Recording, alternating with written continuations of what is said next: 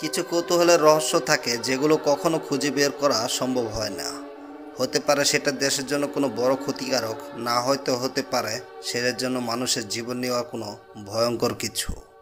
এখন সময়টা ঈদের, এই সময়টায় ছুটি মিলেছে, ঘুরতে যাবেন বন্ধুদের সাথে অনেকেই অনেক জায়গায়। তাদের জন্যই এই মুভিটা থেকে অনেকে অনেক কিছু শিক্ষা নিতে পারবেন। একদিন আকাশ থেকে একটা উল্কাপিণ্ড দুনিয়াতে আছড়ে পড়ে। এই যে দুটো বাচ্চা, সে উল্কাপিণ্ডটা যে জায়গাটা পড়েছে সেই জায়গাটা যায় কৌতূহল নিয়ে দেখার জন্য যে সেখানে কি পড়েছে আর কেনই বা এরকম শব্দ হয়েছে। কিন্তু তারা সেই জায়গাটা যাওয়া তাদের জন্য বিশাল বড় এক ভুল ছিল, আর এই ভুলের মাসুল দেয় অনেক সাধারণ মানুষ। তবে সে বাচ্চাদের সাথে কি হয়েছিল সেদিন, সেটা জানবো আজকের এই মুভিটিতে। আর সেই ভুলগুলো কি আর ভুলের মাসুলগুলো কি সেটাও জানবো আজকের এই মুভিটাতে। মুভিটার নাম nobody sleeps in the woods tonight. তো চলুন আজকে আর দেরি না করে শুরু করা যাক nobody sleeps in the woods tonight মুভিটির গল্প ঘটনা।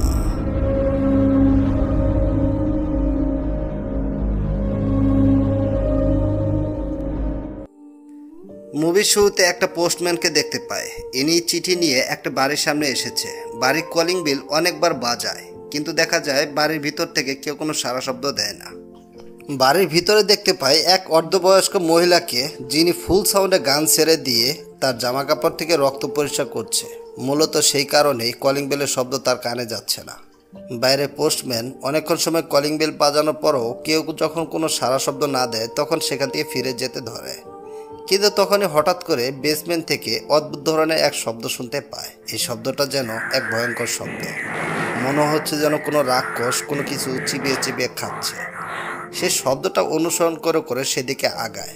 বেসমেন্টের জানালা দিয়ে ভিতরে উকি দেওয়ার চেষ্টা করে যে ভিতরে কি হচ্ছে বা কি আছে, কিন্তু ভিতরে অন্ধকার থাকার কারণে কোনো কিছু সে দেখতে পায় না। এরপরে পোস্টম্যান সেখান থেকে ফিরেই আসতে ধরে, কিন্তু তখনই দেখা যায় কোনো একটা কিছু এসে সে পোস্টম্যানের পা ধরে টেনে হিঁচড়ে ভিতরে নিয়ে যায়। এরপরে সিন কাট হয়ে প্রায় 30টা বছর পরে দেখা যায় কিছু লোক ক্যাম্পিং করছে। আসলে এই সময়টায় কলেজের পরীক্ষা শেষ হওয়ার কারণে কলেজ ছুটি, আর সেজন্যই সবাই এসেছে শিক্ষা সফরে। এখানে একটা জিনিস লক্ষ্য করা যায়, এখানে যে ক্যাম্পিং এর গাইড অর্থাৎ ট্যুরিস্ট গাইড রয়েছে, উনি সবাইকে বলছে তোমাদের সবার ফোন এখানে জমা রাখো। আসলে বর্তমানটা এমনই হয়েছে যে মোবাইল ছাড়া কেউ কোনো কিছু বুঝতে চায় না, কেউ কোনো কিছু দেখতেও চায় না। সেজন্য মূলত এই ট্যুরিস্ট গাইড বলছে তোমাদের মোবাইল ফোন এখানে জমা রাখো আর দুনিয়াটা ভালো করে উপভোগ করো। অন্যদিকে সেই 30 বছর আগের বাড়িটায় দেখা যায় সে অর্ধবয়স্ক মহিলা এখন পুরোপুরি বয়স্ক হয়ে গিয়েছে। ইনি জঙ্গল থেকে একটা শিকার করেছে, আর এই শিকারটা নিয়ে এসে সে বেসমেন্টের কাছে আসে, চেষ্টা করে এই বেসমেন্টের ভিতরে সেই শিকারটা ফেলার জন্য। কিন্তু বয়স্ক হওয়া যাওয়ার কারণে তার শরীরে আগের মতো তেমন একটা শক্তি নেই। অবশেষে যখন বেসমেন্টের ভিতরে সেই শিকার ফেলতে যায় তখন হঠাৎ করে সে নিজেও সেই শিকারের সাথে বেসমেন্টে পড়ে যায়। তো এসব কিছুর মধ্যে একটা জিনিস তো ক্লিয়ার, বেসমেন্টের ভিতরে তো কোনো কিছু আছে। তো দেখা যায় বেসমেন্টের ভিতরে সেই বুড়ি মহিলা পড়ার পরে সেখানেই কোনো একটা অদ্ভুত ধরনের হাত আসে আর সেই বুড়ি মহিলাকে সেখানে মেরে ফেলে। এরপরে সেই জিনিসটা বেসমেন্টের ভিতর থেকে বাইরে চলে আসে। এদিকে ক্যাম্পিংয়ে 5 জনের একটা গ্রুপকে দেখা যায়। এখানে গ্রুপ লিডারের নাম হচ্ছে ইজা, তবে বাকিদের নাম মুভির ঘটনার সূত্র ধরে ধরে জানাবো। তো ইজা গ্রুপের বাকি সবাইকে নিয়ে জঙ্গলে ঘুরতে বেরিয়ে পড়ে। তারা সবাই ফাঁকা মাঠ পেরিয়ে জঙ্গলে ঢুকছে। তখন দেখা যায় গ্রুপের সবার পিছনে 2টা ছেলে লড়াই করছে। তবে কি বিষয় নিয়ে সেই লড়াইটা সেটা একটু পরে জানা যাবে। তো এখানে দেখা যায় এই আহত লোকটার নাম হচ্ছে বার্টেককে এখানে হেল্প করে জোসিয়া নামের একটি মেয়ে। কিন্তু জুলেক নামের এই ছেলেটা নিজেকে হালকা করতে জঙ্গলের এক সাইডে যায়। তখনই সেখানে হঠাৎ করে দেখতে পায় একটা মরা হরিণ। জুলেক হঠাৎ করে তার সামনে এরকম মরা হরিণ দেখে ভয় তো পায়, ভয় পেয়ে সে খুবই জোরে চিল্লায়। তখন বাকি সবাই সেখানে আসে। ইজা মরা হরিণটাকে দেখে বুঝতে পারে যে এটা কোনো জানোয়ারের কাজ না। যদি জানোয়ারই মারতো তাহলে এই হরিণটাকে এখানে ফেলে রেখে না গিয়ে পুরোটাই খেয়ে নিত। তখনই আবার জোসিয়া সেখান থেকে দৌড়ে চলে যাওয়ার একটা শব্দ শুনে তখন আবার সেদিকে তাকায়, দেখতে পায় জঙ্গলের ভিতরে সে এক ভয়ঙ্কর হাত গাছের উপরে। এটা দেখে সে কিছুটা ভয় পায়, তবে পাত্তা তো দেয় না। রাতের বেলা সবাই একটা জায়গায় তাঁবু টাঙায়, সবাই এক জায়গায় বসে বসে গল্প করছে। এখানে একজন জেলেককে জিজ্ঞাসা করে, তুমি আমাদের সাথে এখানে কেন জয়েন করেছো? তখন জেলেক বলে, আমি একজন গেমার, আমার গেম খেলতে ভালো লাগে, গেম তৈরি করতে ভালো লাগে। আমি মূলত সেজন্য তোমাদের সাথে গ্রুপে অ্যাড হয়েছি। আমি বুঝতে পেরেছি তোমরা একজন অ্যাডভেঞ্চার প্রেমী, সেজন্য মূলত আমি তোমাদের সাথে এখানে এক গ্রুপে হয়েছি। তো কিছুক্ষণের ভিতরে দেখা যায় এক এক করে সবাই ঘুমিয়ে পড়ে। এদিকে লেক পারে লেকের কাছে একটা ছেলেকে দেখা যায়। ছেলেটার নাম হচ্ছে ড্যানিয়েল। ড্যানিয়েল লেকের পারে একাই বসে আছে। কিছুক্ষণের ভিতরে সেখানে অ্যানিয়াল নামে একটা মেয়ে আসে, জিজ্ঞাসা করে তুমি এখানে একা কেন বসে আছো? ড্যানিয়েল বলে আসলে আমার ঘুম লাগছে না, সেজন্য আমি এখানে একা বসে আছি। অ্যানিয়াল এক পর্যায়ে জিজ্ঞাসা করে আচ্ছা তুমি বারটেককে কেন মারলে? তখন আবার ড্যানিয়েল বলে কেউ যদি আমার গার্লফ্রেন্ডকে নিয়ে খারাপ কথা বলে তখন কি আমি ছেড়ে দেব? এটা শুনে অ্যানিয়াল খুশি হয় আর ড্যানিয়েলের কাছ থেকে সিগারেট নিয়ে খায়। এরপরে আস্তে আস্তে তারা দুজন ঘনিষ্ঠ হয়। এতে আমরা বুঝতে পারি যে তারা দুজন হচ্ছে বয়ফ্রেন্ড আর গার্লফ্রেন্ড। তাদের রোমান্স শেষ হলে সেখান থেকে এলিয়ান চলে যায়। তখন সেখানে দেখা যায় ড্যানিয়েল শুয়ে শুয়ে একাই ফোন টিপছে। কিছুক্ষণের ভিতরে সেখানে একটা অদ্ভুত ধরনের ভয়ঙ্কর লোক আসে। বিশাল তার দেহ, শরীরের জায়গায় জায়গায় ঠোসকা পড়া, দেখতেই খুবই ভয়ঙ্কর লাগছে লোকটাকে। ড্যানিয়েল শুধু তাকিয়ে তাকিয়ে লোকটাকে দেখছে। ড্যানিয়েল কোনো কিছু বুঝে ওঠার আগে সেই লোকটি ড্যানিয়েলকে ধরে গাছে বাড়ি দিয়ে অজ্ঞান করে ফেলে। রাত পার হয়। পরের দিন সকালে জোসিয়ার একটা খারাপ স্বপ্ন দেখে ঘুম ভাঙে। কিছুক্ষণ পরে দেখা যায় সবাই জঙ্গলে বের হওয়ার জন্য এবার রেডি হয়েছে, কিন্তু এখানে ড্যানিয়েল নেই। সেজন্য সবাই এবার ড্যানিয়েলের জন্য অপেক্ষা করছে কখন ড্যানিয়েল আসবে। কিন্তু অনেকক্ষণ সময় পার হওয়ার পর যখন ড্যানিয়েল আসে না, তখন এখানে সবার মনে একটা অস্থিরতা কাজ করে। ড্যানিয়েল সবাইকে সে লেক পারে নিয়ে যায়, বলে এখানে রাতের বেলা আমরা দুজনে একসাথে ছিলাম। এরপর আমি এখান থেকে গিয়ে ক্যাম্পে শুয়ে পড়েছি, আর ড্যানিয়েল এখানেই ছিল। এরপরে কি হয়েছে আমি জানি না। ইজা মাটিতে কিছু জিনিস দেখতে পেয়ে বুঝতে পারে যে গত রাতে অ্যানিয়াল আর ড্যানিয়েল মিলে এখানে কি কি করেছে। তখন আবার জোসিয়া লক্ষ্য করে একটা গাছের রক্ত দেখে সে ভয় পেয়ে সবাইকে ডাক দেয়। সবাই এসে সেই রক্ত দেখে বুঝতে পারে ড্যানিয়েলের সাথে ভয়ঙ্কর কিছু তো হয়েছে। পরে সবাই ড্যানিয়েলকে জঙ্গলের ভিতরে খুঁজতে থাকে। খুঁজতে খুঁজতে এক পর্যায়ে সে বাড়িটার কাছে যায়, কিন্তু বাড়ি থেকে জঘন্য এক গন্ধ বেরোচ্ছে। তারপরে বেশি একটা পাত্তা না দিয়ে সবাই আস্তে আস্তে বাড়ির ভিতরে ঢোকে। সেই বেসমেন্টের ভিতরে যায়। এখানে গিয়ে দেখতে পায় ড্যানিয়েলের শরীরের অঙ্গ প্রত্যঙ্গ একদম ছিন্ন বিচ্ছিন্ন হয়ে আছে। তার মানে ড্যানিয়েলকে খুবই জঘন্যভাবে আর ভয়ঙ্করভাবে কেউ খুন করেছে। এরই মধ্যে সেই ভয়ঙ্কর দানব বাড়িতে প্রবেশ করে। আস্তে আস্তে যখন বেসমেন্টে আসে সবাই বুঝতে পারে যে সে খুনি হয়তো বা আসছে। তখন আবার দেখা যায় এখানে জোসিয়া আর হচ্ছে জোলেক, তারা দুজনই সে জানালা দিয়ে বের হয়। তবে ইজা যখন বের হবে তখনই লক্ষ্য করে ড্যানিয়েলের ফোন এসেছে। তখন চিন্তা করে সে ড্যানিয়েলের ফোনটা সাথে করে নিয়ে সেখান থেকে বের হবে, কিন্তু ততক্ষণে আবার সেখানে সেই ভয়ঙ্কর দানব চলে আসে। বাইরে এদিকে তারা দুজন অপেক্ষা করছে ইজার জন্য, কিন্তু কিছুক্ষণের ভিতরে দেখা যায় ইজার কাটা মাথা তাদের সামনে এসে পড়ে। এটা দেখে তারা দুজনই ভয় পেয়ে সেখান থেকে ছুটে পালায়। অন্যদিকে অ্যানিয়াল আর বারটেক্স তারা দুজন বসে বসে গল্প করছে। এখানে বোঝা যায় যে অ্যানিয়াল নামের সেই মেয়েটা খুবই খারাপ।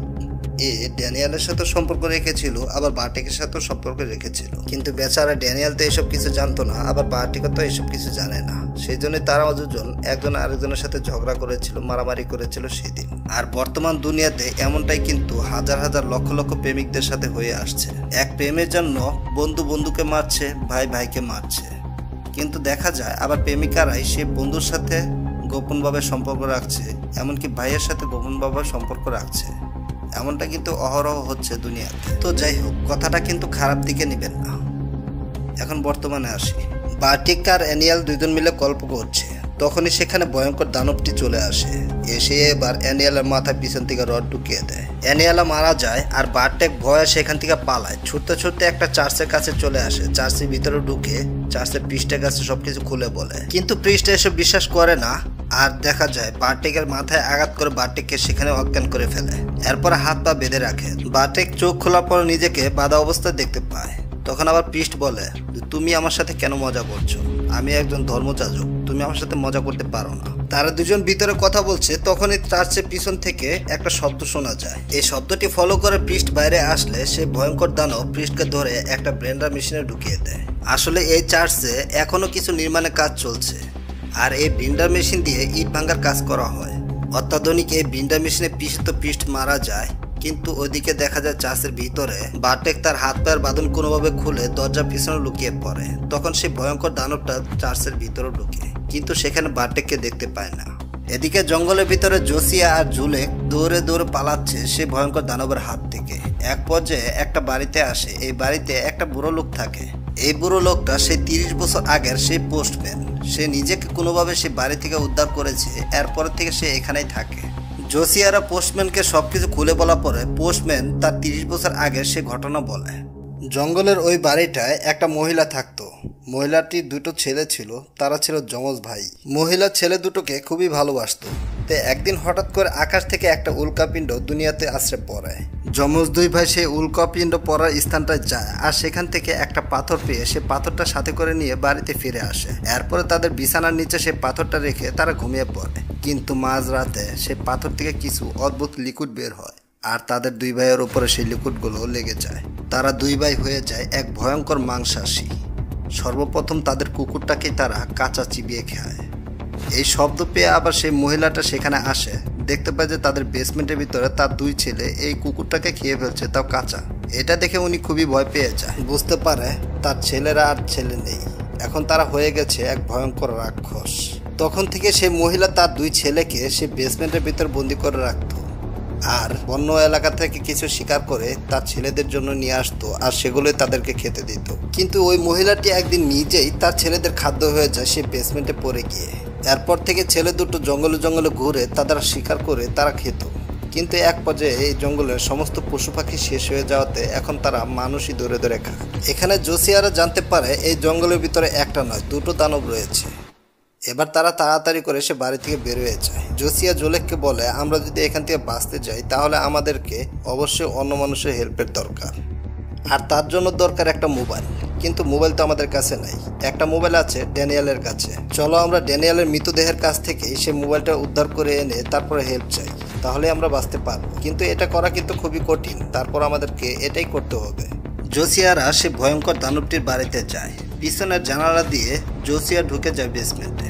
এরপরে সে মোবাইলটা খুঁজে যখনই বের হবে তখনই দেখা যায় সেখানে সে ভয়ঙ্কর দানবটি চলে আসে। কিন্তু অবাক করার বিষয় দেখা যায় যে এই দানবটি জোসিয়াকে ধরার পরও জোসিয়াকে মারে না। জোসিয়ার শরীর শুকিয়ে জোসিয়ার শরীর থেকে রক্তের গন্ধ নেওয়ার চেষ্টা করছে, কিন্তু তখনই সেখানে জুলেক চলে আসে, আর সেই দানবটির উপর পিছন থেকে চাকু দিয়ে আঘাত করে। কিন্তু সামান্য একটা চাকুর আঘাতে এই দানবের কিচ্ছু হয় না। দানবটি সেই চাকু দিয়ে জুলিয়াকে আহত করে ফেলে। এরপরে জেসিয়াকে চেন দিয়ে বেঁধে রেখে সেখান থেকে চলে যায়। অজ্ঞান অবস্থায় জোসিয়া স্বপ্ন দেখে যে তার মা বাবা গাড়ি অ্যাক্সিডেন্ট করে আগুনে পুড়ে মারা যাচ্ছে, আর তখনই তার জ্ঞান ফিরে আসে। পাশে জুলিয়াকে আহত অবস্থায় দেখে জুলিয়াকের কাছে যায় জেসিয়া। এরপর জোসিয়ার সাথে কথা বলে জুলিয়াক বলে, আমার পেট থেকে দয়া করে এই ছুরিটা বের করে দাও। কিন্তু জোসিয়া রাজি হচ্ছে না, কারণ এসব কাজ সে কখনো করেনি। এক পর্যায়ে জোসিয়া বাধ্য হয়ে সেই ছুরিটা বের করে, কিন্তু ছুরিটা বের করার সাথে সাথে জুলিয়াক সেখানেই মারা যায়। এরপরে জোসিয়া ছুরির সাহায্যে কোনোভাবে তার চেনটা খুলে, এরপর তাড়াতাড়ি করে সেখান থেকে বের হতে যায়। কিন্তু তখনই তার চোখে পড়ে বড় একটা তরোয়াল। তখন সে তরোয়ালটা সে হাতে নেয়।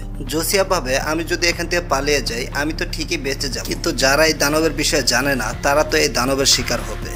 এবার সে চিন্তা করে, ভয়ঙ্কর এক প্ল্যান করে, এই দানবকে সে মেরে ফেলবে। আস্তে আস্তে তরোয়াল হাতে নিয়ে সে উপরে উঠে। দেখা যায় যে এই দানবটি এখন ঘুমোচ্ছে। এই সুযোগটাই কাজে লাগে জোসিয়া দানবটিকে কুপিয়ে কুপিয়ে হত্যা করে। এদিকে পোস্টম্যান বাড়িতে বন্দুক হাতে বসে আছে। হঠাৎ করে তার ঘরের দরজাটি ঠকঠক শব্দ হয়। তখন পোস্ট মনে করে সে দানবটি এসেছে, তাই এবার সে প্রস্তুত। যখনই শব্দ একটু গাঢ় হয় তখনই গুলি করে। তারপরে দেখা যায় পোস্টম্যানের মুখের ভিতরে স্বস্তির হাসি। এরপরে দরজা খুলে দেখতে যায় যে দানবটি সত্যি কি মারা গেছে, কিন্তু বাইরে গিয়ে দেখতে পায় এটা দানব নয়, এটা হচ্ছে বারটেক। আসলে বারটেক অনেক চেষ্টার পরে এই চার্চ থেকে বেরোতে পেরেছিল। এরপরে সে বাঁচার তাগিদে এই বাড়িতে ঢুকে, কিন্তু এই বাড়িতে ঢোকার আগেই তার মৃত্যু হয়ে যায় ঘরের দরজায়। অন্যদিকে ক্যাম্পের বাকি লোকেরা জোসিয়াদের কোনো খোঁজ খবর না পেয়ে পুলিশকে জানায়। পুলিশ জোসিয়াদের খুঁজতে এই জঙ্গলে আসে, আর তখনই দেখা যায় জোসিয়া দৌড়ে দৌড়ে সে পুলিশের কাছে আসে। এরপর পুলিশের কাছে হেল্প চায়। তখন পুলিশ জোসিয়াকে গাড়িতে বসায়, এরপর ফিরতে থাকে ক্যাম্পের দিকে। কিন্তু রাস্তায় পুলিশ লক্ষ্য করে একটা ডেড বডি পড়ে আছে একদম রাস্তার মাঝখানে। তখন পুলিশ কৌতূহলবশত গাড়ি থেকে নামে। যখনই সেই ডেড বডির কাছে যায় তখনই দেখা যায় এই দানবটি জেগে ওঠে, আর মুহূর্তের ভিতরে পুলিশকে সেখানে মেরে ফেলে। তখন জোসিয়া আর কি করবে, সেই দানবটির উপর দিয়ে গাড়ি চালিয়ে দেয়। দানবটিকে সেখানে মেরে দিয়ে তারপর ফিরে যায় জোসিয়া তার বাড়িতে। এরপর রাতের বেলা দেখতে পায় দুইটা লোক এই রাস্তা দিয়ে হেঁটে হেঁটে যাচ্ছে। তখনই হঠাৎ করে সেই দানবটি দাঁড়িয়ে ওঠে, আর এই মুভিটা এখানেই শেষ হয়ে যায়। মুভি শেষ হলো। মুভির ঘটনাগুলো খুবই শিক্ষণীয়। এখান থেকে একটা জিনিস জানা যায়, কোনো জায়গায় ঘুরতে গেলে অবশ্যই সবাইকে একসাথে থাকতে হবে। ঈদের ছুটি সবাই উপভোগ করুন, তবে খুবই সাবধানে। ঈদের আনন্দ সবার জীবনে বয়ে আনুক রঙিন এক মুহূর্ত, আর এই রঙিন মুহূর্ত সবাই যেন উদযাপন করতে পারে, আমরা সেটাই লক্ষ্য করব। গরিব দুঃখী মানুষদের পাশে দাঁড়াবো, চেষ্টা করব সবার মুখে হাসি ফোটানোর। সবাইকে ঈদ মুবারক। আর এই পর্যন্তই আজকের ভিডিও। তো ভিডিওর বিষয়ে যদি কোনো প্রশ্ন থাকে তাহলে কমেন্টের মাধ্যমে অবশ্যই জানাতে পারেন, চেষ্টা করব উত্তর দেওয়ার।